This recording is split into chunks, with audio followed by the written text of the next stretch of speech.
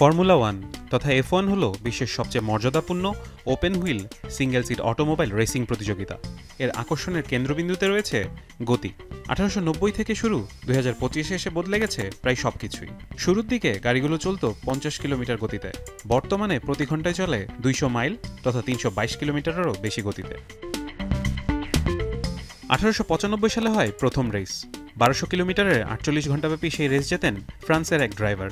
1904 সালে প্রতিষ্ঠিত হয় ফিয়া। 1930-এর দশকের শেষের দিকে ফর্মুলা ওয়ান চ্যাম্পিয়নশিপের প্রাথমিক পরিকল্পনা হলেও দ্বিতীয় বিশ্বযুদ্ধের কারণে তা স্থগিত রাখা হয়। 1950 সালে ইংল্যান্ডের সিলভারস্টোনে হয় প্রথম বিশ্ব চ্যাম্পিয়নশিপ। সে সময় গাড়ি নির্মাতা প্রতিষ্ঠান আলফা রোমিও, ফেরারি ও মার্সিডিজ বেঞ্জ রেসে প্রাধান্য বিস্তার করে। 2013 সাল পর্যন্ত ছিল V8 ইঞ্জিন। 2014 সালে যেটা V6 টার্বো ইঞ্জিনে পরিবর্তিত হয়। মূল লক্ষ্য কার্যকরী, শক্তিশালী ও জ্বালানি সাশ্রয়ী গাড়ি। 2022 সালের পর বদলে গেছে গাড়ির ডিজাইনও।